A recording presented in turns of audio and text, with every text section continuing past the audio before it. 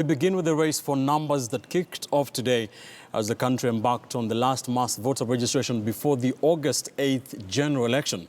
The exercise began to a slow start in most places in the country, with some of the biometric voter registration kits failing to work at some centres. But as Murimi Mwangi now reports, officials remain optimistic about driving up the numbers in the coming days.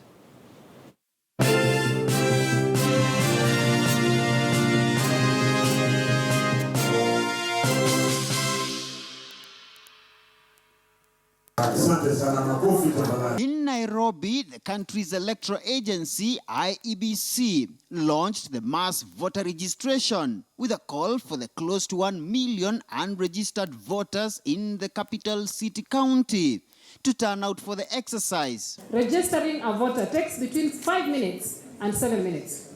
Okay?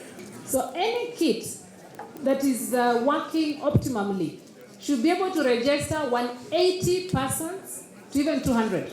In Kenya's democracy, we value our ability to choose who's in office and revel in the fact that we have a say in what goes on in how we are managed. But with millions of national identity cards still lying uncollected across the country, the leaders asked the government to facilitate the release of the documents to allow more Kenyans vote in the August general election. If the list of the ID cards which have been released can be published and people know where they are, this can help to make these ID cards available to the people who need them for the purposes of registration. If you love any politician and like his policies, if you love His Excellency Uhuru Kenyatta, ni wewe uchukue kura na uhakikishe umefika katika kituo na you cast it. But the exercise got off to a slow start in the drought-plagued areas of Narok, Samburu and Turkana, with the IEBC officials here calling on the elected leaders to mobilize residents for the exercise. Ili tuweze kuambia watu pahali ambao tunasajilisha watu waweze kuja pale ili tuwasajili. Kwa sababu hatuwezi fuata watu ambao wamecross kwenda constituencies zingine.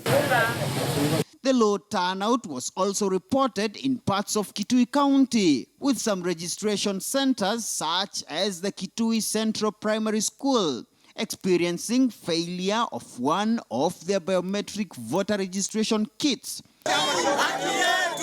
A situation which was replicated at Sokomjinga polling station in Nakuru Town West constituency, evoking anger of the potential voters who had turned up to register. Leo siku ikipita bila watu kuandikishwa, wengine wanaenda kukufa roho kwa sababu wengine wameomba ruhusa kama mimi nimeomba ruhusa kazini, nije nijiandikishe kisha nirudi kazini. Kisha sitapewa nafasi. Wawezi weka watu hapa wanalipwa mshahara ya ushuru yetu na kura hatuwezi kata. Hakuna mtu mmoja amekata kura mpaka saa hizi saa 5.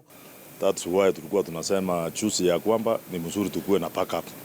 Imagine kama ingekuwa ni 14, what could have happened today? Already umesikia vile watu wanapiga kelele, wengine wanaanza kusema hii maneno, wanaanza kusema sasa hii ni sabotage. We are making sure that there is adequate transport of BVR keys to the right places, and we are hopeful that those people also will be cooperative and come up to register.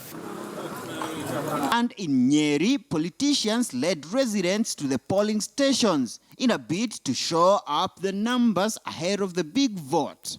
If there's a request for an extension, that will be dealt with through the appropriate channels. But certainly every day must count.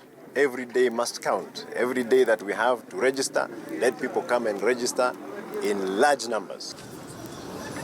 The month-long exercise closes on the 15th of February, with the IEBC targeting between 4 million and 6 million new voters. This will be the last phase of mass voter registration, and the IEBC is keen to raise the number of registered voters from the current 15.9 million to well over 22 million.